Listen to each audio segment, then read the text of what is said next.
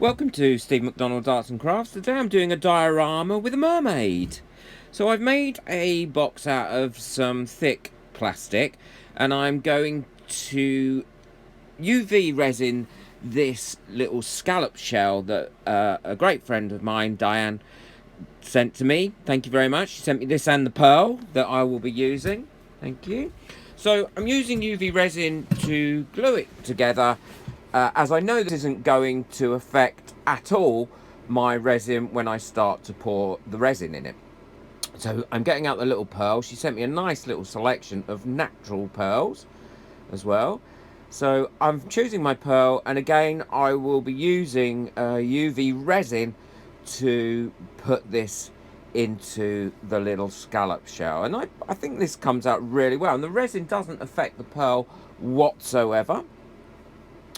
So just a little daub, you don't need much, and then pop the pearl on top and then UV light it. Now if you just want to watch this video without me talking, just turn the sound down, I won't be offended. So I'm mixing up my resin, and for the base bit I'm actually just using my normal epoxy 1:1 resin. I'm not too worried about it having too many bubbles in it at this stage, because I'm going to be adding stuff to this, so you won't see the bubbles anyway. So I give that a mix for the allotted time. There we go. And now I'm mixing the sand into the resin, and I'm mixing it in a bit at a time so I don't get any areas that aren't coated in resin for when the diorama's finished. So I'm now pouring it into my PVC box that I've made, and if anybody wants to know how to make these boxes, then let me know in the comments, and what I will do is I will do a quick video on how to make these. And as you can see, all the bubbles have come up there. I burst them, I let this thicken up quite a lot, and then I just rough up the surface to check that it's all okay and ready for me to put my other bits and pieces in that I will be setting in this for the diorama. So there we go, I've got it to where I want. I'm positioning it in the scallop shell and the pearl, just make sure that it fits where I want it. And now I'm popping in my little shells that I made with resin of different colours. I think this is red and silver from a mould. I will put a link to the mould in the description. And if anybody's watching this and they want to order these molds or anything, please, if you could use the link that's in my description, it would really help. It won't cost you any more on Amazon. And if you're in the UK, but what it does do, I get a little commission. I've only just started doing this to help me run this channel, because this channel does cost me quite a bit of money to run, and any little bit helps. Thank you. So I'm popping these in where I think they will look best. And as you can see, that one's too fiddly and I can't get my tweezers in it, so I'll stick my great big fingers in it and stick it in. There we go. And if you like my videos and you want to see other tutorials, my videos and that are all for beginners using resin, then please hit the subscribe button, like this video, leave me a comment, I love the comments, and hit the notification bell. So there we go, that's nicely cured now, and now I've got to prep this mermaid, which I also got from Amazon. It wasn't very expensive at all. I'm using my heat gun because I want to mould the plastic tail around to where I want it, and now I'm checking the position of how I'm going to have the mermaid once she's in the diorama. And I don't make dioramas very often. I don't know why, because I absolutely love them, and I might start making more dioramas. So if you'd like to see me making more dioramas, different things, using resin, then please let me know in the comments as well. I'm always guided by what you want.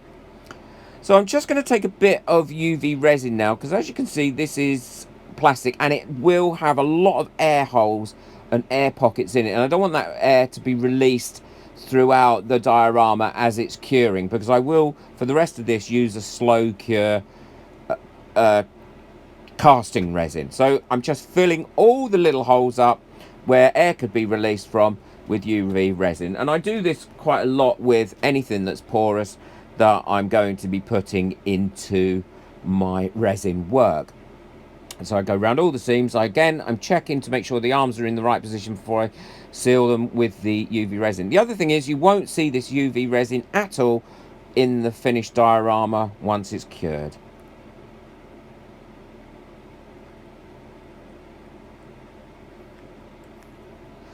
So I'm just letting that cure off. I'm pretty happy with where the arms are. I want her head to be looking and face to be looking at the pearl as if she's picking it up, and her arm to be behind her to ensure it looks like she's swimming down to it. And I'm just sealing her on there with a bit more UV resin. Now, I don't use UV resin for anything else other than a glue, really. And I'm just securing her into the place with some rubber bands to make sure that when I pour the rest of the resin in, that she doesn't become dislodged, and she stays where I want her to be throughout the rest of this casting.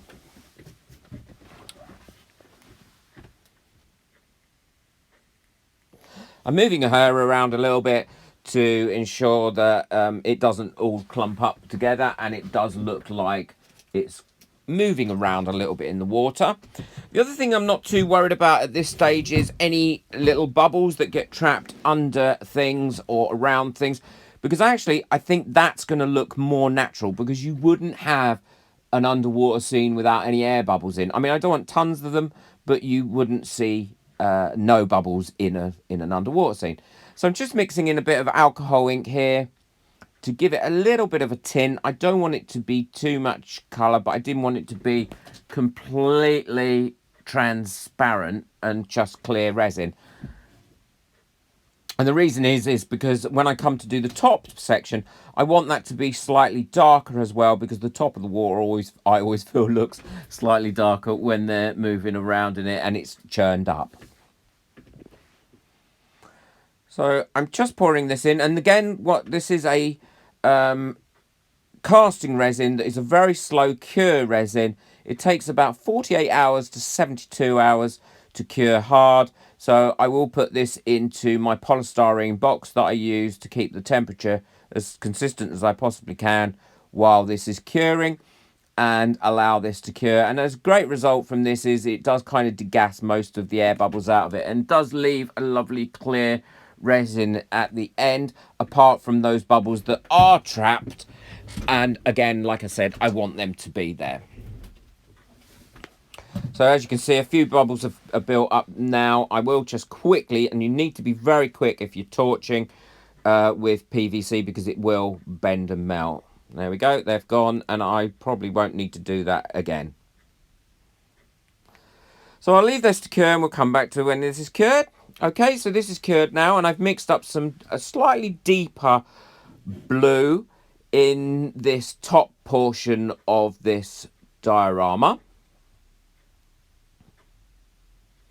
And I want to make sure that it's deep enough and covers everything up. Now I'm using some white Pinata alcohol ink, because I want it to look as if the top of the water is churning up. I also want it to look as if there's foam on the top of the water, but not only just on top of the water, but going down a little bit, but also onto the actual mermaid itself as well, onto her tail, to give it that feel that I hoped for, of a bit more movement in the water.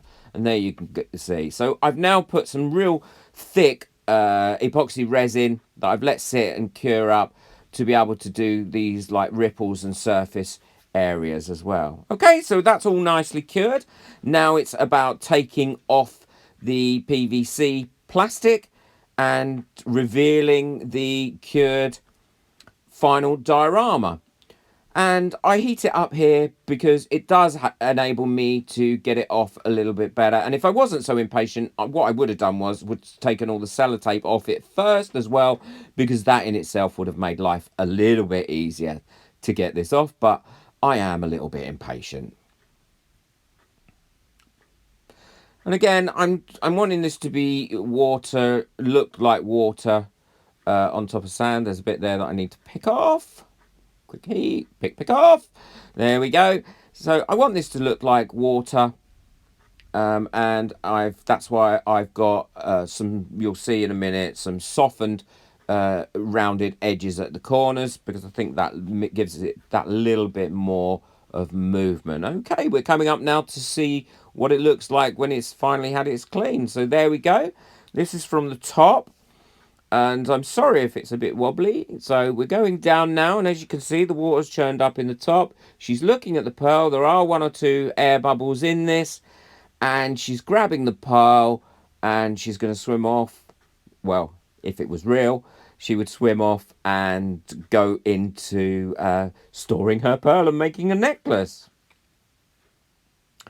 So it's clear all the way through. I just do need to give it a little bit cleaned up. But as you can see, those bubbles that were on the shell and under the shell, I think they give it a natural look because of the fact that it is underwater.